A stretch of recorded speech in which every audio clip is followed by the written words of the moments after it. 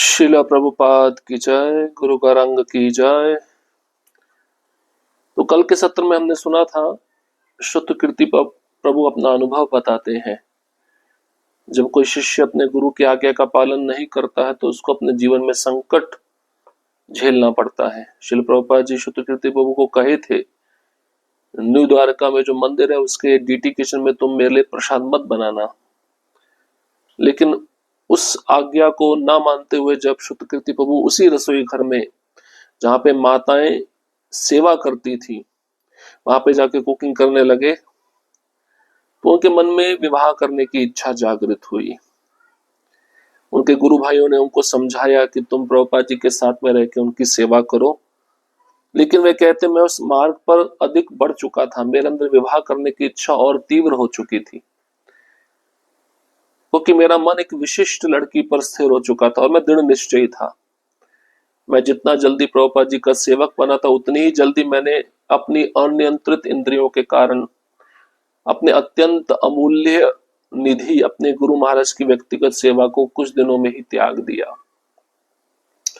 और प्रभुपाद जी मुझे जानते थे, वे किसी के द्वारा मुझे मनवाने का प्रयास भी नहीं किए थे और उन्होंने मुझे विवाह करने से भी नहीं रोका।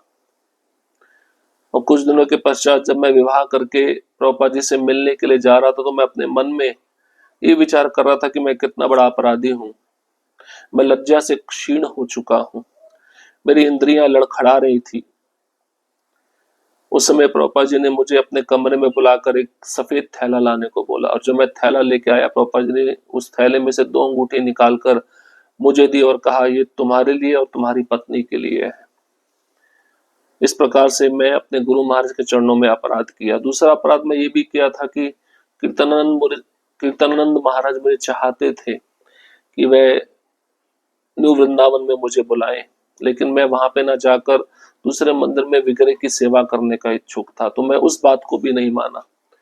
प्रभुपाद जी इस अपराध के लिए मुझे क्षमा करिए। अब हम आगे बढ़ेंगे। भाग 3 भारत में 6 महीने 24 जुलाई 1974 से 14 दिसंबर 1974 तक। हाँ ये ठीक है, 24 जुलाई 1974 ISKCON New Vrindavan West Virginia. जनवरी के प्रारंभ में ही मैंने तथा मेरी पत्नी ने न्यू द्वारका छोड़ दिया तथा वेनेजुला काराकस चले गए। यह मेरे लिए अद्भुत अनुभव था। मंदिर में मैं तथा मेरी पत्नी ही केवल ब्राह्मण दीक्षित थे तथा हम दोनों ही अधिकतर अर्चा विग्रह सेवा करते थे। मैंने बहुत सी कक्षाएं दी जो प्राय प्रभुपाद अमृत कक्षाओं में बदल गई। मेरी कक्षाओं का अनुवाद होता क्योंकि मैं स्पेनिश नहीं बोल सकता था तथा वहां अधिकतर भक्त अंग्रेजी नहीं जानते थे। कुछ महीनों के पश्चात प्रबंधक कमेटी बदल गई तथा मैंने भी वहां से छोड़ने का निश्चय कर लिया। हम फिलाडेल्फिया में अपने घर के गांव में चले गए तथा कुछ महीनों तक अपनी माँ के घर पर रहे। वहां कुछ पैसे कमाए तथा अपनी हवाई टिकट के पैसे उन्हें लौटाए। जब मैं वहां रह रहा था, कलदरी दास ने मुझे तथा मेरी पत्नी को न्यू वृंदावन आने के लिए फोन किया। मैंने स्वीकार कर लिया तथा मैं तथा मेरी पत्नी जुलाई के आरंभ में न्यू वृंदावन पहुंच गए। न्यू वृंदावन में मैं अब गृहस्थी के रूप में रह रहा था, परंतु यह मेरे पूर्व ब्रह्मचारी जीवन से बहुत भिन्न था। अब मेरे पास अपना कमरा था और अब मैं उनकी उतनी सेवा नहीं कर रहा था जितनी 2 वर्ष पूर्व कर रहा था। फिर भी खेती बाड़ी में मुझे अरुचि होने लगी क्योंकि मैंने विश्व भर की यात्रा की थी तथा प्रत्येक ब्रह्मांड के मंदिरों में प्रेममयी सेवा का अनुभव किया था। सौभाग्यवश एक अच्छा समाचार आया। श्री प्रभुपाद जन्माष्टमी सप्ताह अर्थात जुलाई 19 से 24 जुलाई तक यहाँ रहने के लिए आ रहे थे। सत्य स्वरूप उनके व्यक्तिगत सेवक बन गए। सत्य स्वरूप महाराज ने 7 महीने से अधिक अर्थात 15 जुलाई 1974 तक सेवा की थी। जब श्रील प्रभुपाद न्यू वृंदावन में पहुंचे, ब्रह्मानंद महाराज उनके सचिव के रूप में सेवा कर रहे थे, परंतु उनका कोई व्यक्तिगत सेवक नहीं था। मैंने बड़ी उत्सुकता से श्रील प्रभुपाद के लिए प्रसादम बनाने की सेवा स्वीकार कर ली और जब तक वे न्यू वृंदावन रहे उनकी मालिश करता रहा। जब श्रील प्रभुपाद न्यू वृंदावन से जाने लगे उससे एक दिन पूर्व ब्रह्मानंद महाराज ने मुझसे कहा कि यदि वह पुनः श्रील प्रभुपाद के व्यक्तिगत सेवक के रूप में अपनी सेवा करना चाहेगा कठिनाई यह थी कि शिल प्रभुपाद भारत लौट रहे थे। यह कठिन विकल्प था। आकर्षण था शिल प्रभुपाद की सेवा, विमुखता थी 6 महीने तक भारत में रहने की, जहां मेरा स्वास्थ्य प्राय खराब रहता और मैं न्यू वृंदावन में खेतों में काम भी कर रहा था। अपनी पत्नी की कृपा से मैं शिल प्रभुपाद के साथ जाने को तैयार हो गया। ब्रह्मानंद महाराज ने शिल प्रभुपाद को पूछा, आप शुद्ध कीर्ति को पुनः अपने व्यक्तिगत सेवक के रूप में चाहते हैं? उन्होंने मुझे स्वीकार कर लिया। शिल प्रभुपाद ने कभी नहीं पूछा कि मैं गत 7 महीने से क्या करता था। उन्होंने कभी मेरी पत्नी के विषय में नहीं पूछा। उन्होंने मुझे नहीं कहा कि अंततः तुम होश में आ गए हो। उन्होंने ये भी नहीं कहा कि उसके बिना उदास थे या उसके बिना उन्हें कठिनाई हो रही थी। उन्होंने कुछ ना कहकर मानो मुझे ढेर सारा कह दिया था। श्री कृष्ण जो कुछ करते हैं या प्रदान नहीं करते, इसकी स्वीकृति ही मानो श्री प्रभुपाद के त्याग तथा तपस्या के भाव का उदाहरण है। कृष्ण कृपा श्री मूर्ति के पास सेवक हैं या नहीं, इससे उन्हें अंतर नहीं पड़ता। उन्होंने कभी अपने लिए किसी चीज की मांग नहीं की थी। श्री प्रभुपाद ने एक समय कहा था कि आसक्त व्यक्ति अनासक्त बनने का ढोंग रचता है, परंतु एक अनासक्त व्यक्ति विचारशील तथा स्नेहमय ढंग से कार्य करता है।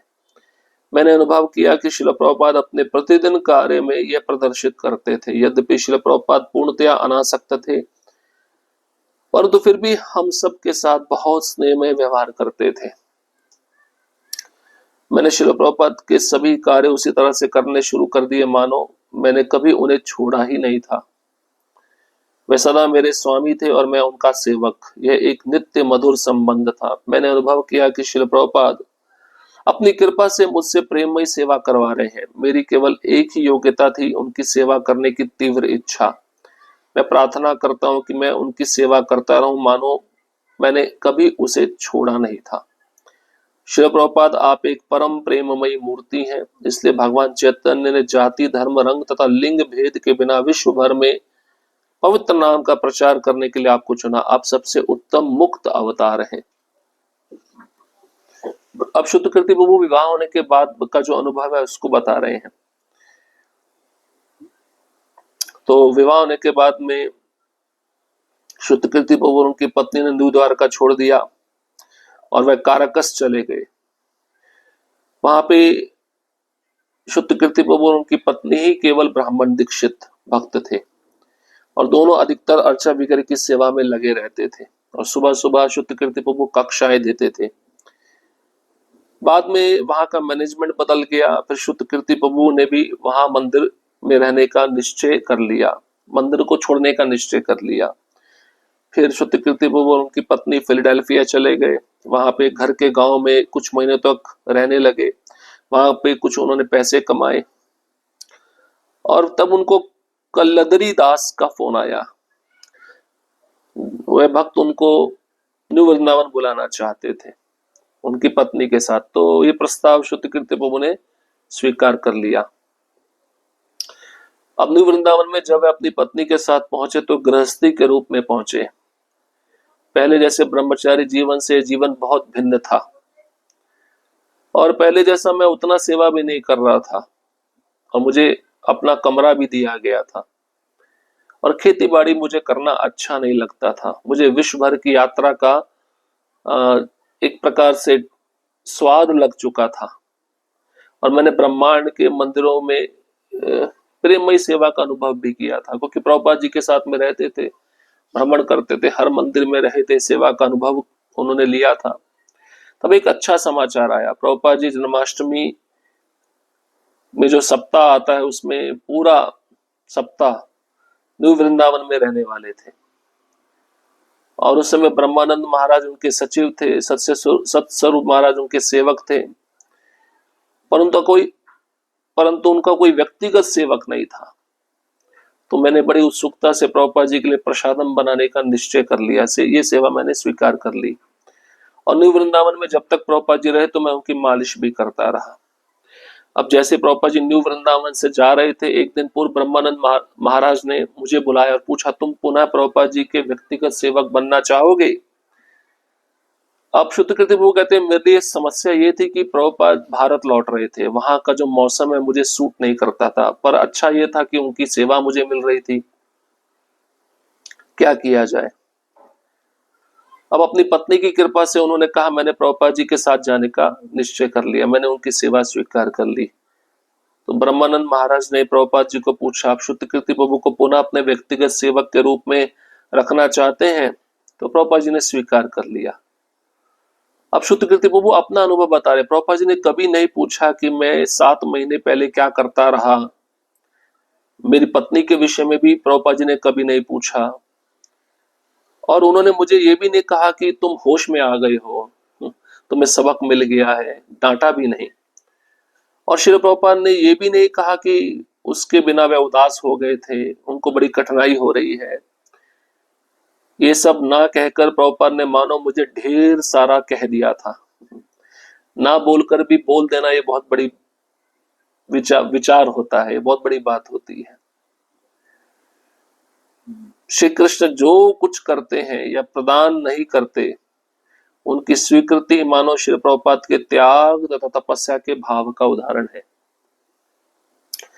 अब प्रभुपाद जी के पास उनके व्यक्तिगत सेवक है या नहीं है, इससे प्रभुपाद जी को कोई फर्क नहीं पड़ता। और प्रभुपाद जी ने अपने जीवन में कृष्ण के लिए किसी भी चीज की मांग नहीं की, ये सबसे महत्वपूर्ण बात है। प्रभुपाद जी ने एक समय कहा था, ये वाक्य हमको समझना चाहिए, आसक्त व्यक्ति अनासक्त बनने का ढोंग रचता है, परंतु एक अनासक्त व्यक्ति विचारशील तथा स्नेहमय ढंग से कार्य करता है। तो आसक्त व्यक्ति कभी कभार दिखावा करेगा अनासक्ति का, लेकिन जो पहले से ही अनासक्त है वो व्यक्ति विचारशील होता है, स्नेहमय ढंग से कार्य करता है।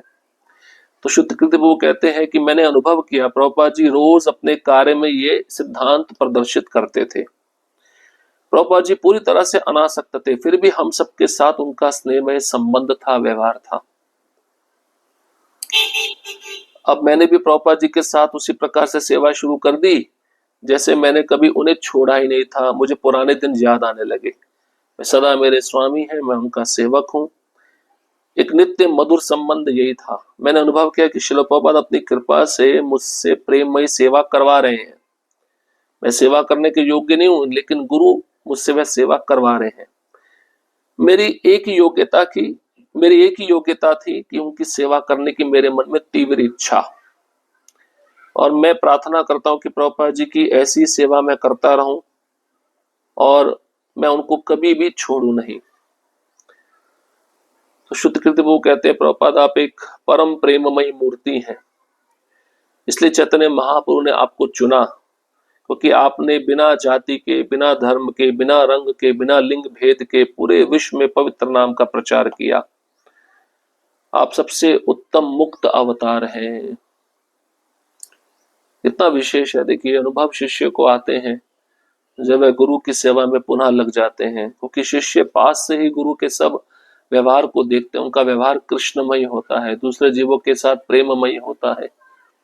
इसलिए इन बातों को थोड़ा विचार करके चिंतन करना चाहिए। शिष्य का जो स्थान है बहुत दिव्य है, अगर वह गुरु की सेवा में निरंतर लगा रहता है। ये शुद्ध कृति वो अपने को बहुत भाग्यशाली समझ रहे थे कि जो सेवा मैंने छोड़ी थी वही सेवा मुझे पुनः मिल गई। उसके लिए मैं प्रभुपाद जी को बहुत बहुत धन्यवाद देता हूँ। हरे कृष्ण कृष्ण कृष्ण हरे हरे, हरे राम राम राम हरे हरे। श्रील प्रभुपाद की जय, गुरु गौरांग की जय।